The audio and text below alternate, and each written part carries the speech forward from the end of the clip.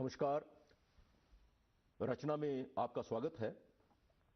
आज हम इस कार्यक्रम के तहत डोगरी उपन्यास की बात करेंगे और डोगरी उपन्यास पर बात करने के लिए हमारे स्टूडियो में मौजूद हैं जिनको हमने अपने स्टूडियो में बुलाया है। डोगरी के नामवर साहित्यकार, साहित्य अकादमी पुरस्कार से सम्मानित उपन्यासकार, कवि, निबंधकार, कहानीकार इंद्रजीत केसर जी को। केसर साहब, आपका स्वागत है। शुक्रिया। केसर साहब, आज हम, क्योंकि आप खुद भी उपन्यासकार हैं, तो डोगरी में हालांकि बहुत ज़्यादा उपन्यास अब तक लिखे नहीं गए, लेकिन जितने भी लिखे गए हैं, आलोचकों का मानना है कि वो उपन्यास साहित्य में खास मुकाम रखने वाले उपन्यास हैं। आपका क्या कहना है? 1944-45 से पहले तो उपन्यास कोई खास था नहीं। उसके बाद ही जब ये डोगरी रुझान शुरू हुआ, आज जिनका मतलब नरेंद्र खजूरिया जी का शानो उपन्यास वो बाद में आए ना। जी जी हाँ।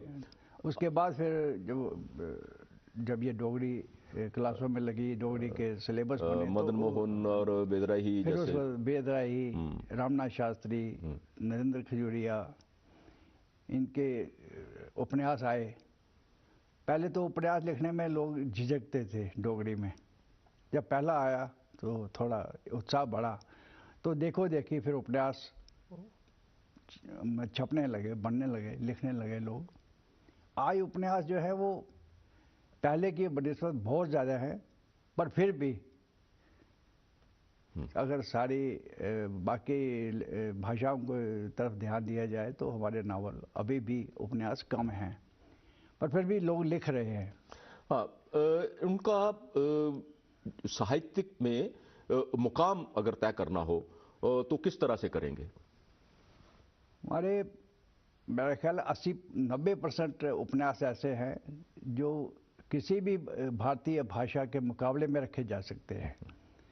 अच्छे अच्छे उपन्यास लिखे गए हैं। नरेंद्र खजूरिया का है, हमारे डोगरा ये नूतन जी हैं, उन्होंने उपन्यास लिखे हैं। तो उपन्यास की जो है मेयार, वो किसी अन्य भाषा से आप कम नहीं आंक सकते। और मुझे लगता है कि साहित्य अकादमी पुरस्कार की अगर बात करें तो कविताओं के अलावा, कविता संग्रह के अलावा सबसे ज्यादा जो पुरस्कार है मुझे लगता है उपन्यास में ही मिले हैं। हाँ, उपन्यास के जो साहित्य अकादमी अवार्ड है वो मेरा ख्याल 7 हैं। हाँ, जैसे वात्सविकल जी का है, जी का फुलबिन डाली, फिर जुम्बाल साहब का नरसिंह देव जुम्बाल जी का सांझी तरती बखले मानू। जी जी, वैसे ही देशबंधु डोगरा नूतन, उनका भी कैदी। हाँ जी, इस तरह। और फिर उनका ओपी शर्मा सारथी जी का, वो तो कमाल था जी। जी जी, वो तो बहुत अच्छा उपन्यास था वो। और एक उपन्यास उसमें मेरा भी है। हाँ जी जी, जिनको बिल्कुल मिला है, बिल्कुल बिल्कुल। भागीरथ। तो मेयार में कहीं भी कम नहीं है डोगरी उपन्यास, पूरी टक्कर दे रहे हैं। उसमें किस किस तरह के, जैसे शुरुआती दौर के जो उपन्यास हैं, जैसे शानो आड़बेड़ी पत्तन और जी। जो हैं, वो हमारी डोगरा कल्चर से, पहाड़ी जो ज़मीन है उससे जुड़े हुए और उन समस्याओं से जुड़े हुए उपन्यास हैं। सामाजिक उपन्यास हैं सारे, जी और जी, अच्छी जी जी। समस्याएं। लेकिन हम जब सभी उपन्यासों की बात करें तो सारथी साहब के उपन्यास उनमें सभी में भिन्न है, अलग है, बिल्कुल अलग है। और उनके बारे में जो उन्होंने जितने भी 3-4 उपन्यास हैं उनके, वो सारे के सारे उपन्यास, चाहे मकान हो, चाहे रेशम के कीड़े हो, चाहे वो समुद्र दी तरह हो, मकान हो, इस सारे के सारे उपन्यास जो हैं उनकी शैली अलग है, उनका बाकी जो अंदाजे बयां है वो और है, उनके प्लॉट और हैं। उनके बारे में क्या कहते हैं आप? उनके नावल पढ़ के जहाँ तक मेरा ताल्लुक है, दिल हिल जाता है। जो बाकी उपन्यास हम पढ़ते हैं वो सामाजिक हैं। अपने खैर अपने आप हर लेखक का अपना अपना एक नज़रिया होता है, शब्द होते हैं, ढंग होता है लिखने का। पर ओ.पी. शर्मा सारथी का कमाल है, इसमें कोई दो राय नहीं। और उसको पूरा अब बयान करना भी बड़ा मुश्किल है। ऐसे ऐसे शब्द, ऐसे ऐसे उन्होंने बुने हुए हैं ताने बाने, मन हिल जाता है। जी। बहुत प्रसन्न होता है मन। अच्छे नावल, बहुत अच्छे उपन्यास हैं उनके। और उन्होंने और भी विधाओं में लिखा, पर उपन्यास भी जो है वो कमाल के, बहुत म्यारी उपन्यास हैं उनके। यूं जैसे आपने 6 उपन्यास लिखे हैं, और देशबंधु डोगरा नूतन जी के 3-4 उपन्यास उनके भी हैं। जम्वाल साहब के 3-4 उपन्यास है, 3 हैं शायद। लेकिन वेद राही साहब ने भी काफी मात्रा में उपन्यास लिखे हैं। उन्होंने तो हिस्टोरिकल भी, लल देद भी लिया है। हाँ, और उनका गर्भ जून जैसे है, गर्भ जून और क्रॉस फायरिंग है, अनंत पिछले दिनों आया, काफी बड़ा उपन्यास। और उनका एक और उपन्यास है लाल देद, वो बहुत सी भाषाओं में ट्रांसलेट हुआ है, क्योंकि वो कश्मीर की एक लेश्वरी के नाम पे है। और सबसे बड़ा है वेदराई का कमाल के, वो यहाँ से बहुत दूर बैठे हैं और काफ़ी सालों से बैठे हैं, फिर भी उनका रुझान डोगरी की तरफ है और पूरी हिस्ट्री उन्होंने पढ़ी है।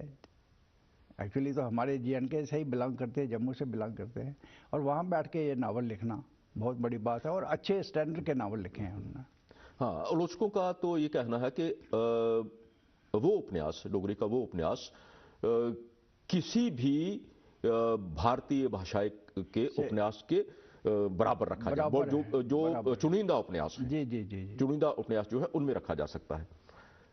और वो भी मेरे ख्याल 2-3 साल के बाद उपन्यास दे ही रहे हैं। अच्छे उपन्यास लिखे हैं उन्होंने, और वो उनके उपन्यास भी शायद सिलेबस में लगे हुए हैं। हाँ, उनका एक और उपन्यास है जिसे आप पॉपुलर साहित्य में भी रख सकते हैं, शकीला मंसूर। हाँ, मंसूर, हाँ, है ना, शकीला मंसूर है। तो वो अच्छे नावल लिखे हैं। कश्मीर की झलक मिलती है, क्रॉस फायरिंग है, शकीला मंसूर है, लल देद है। तो हमारा कल्चर जो है वो उसमें डिपिक्ट करते हैं।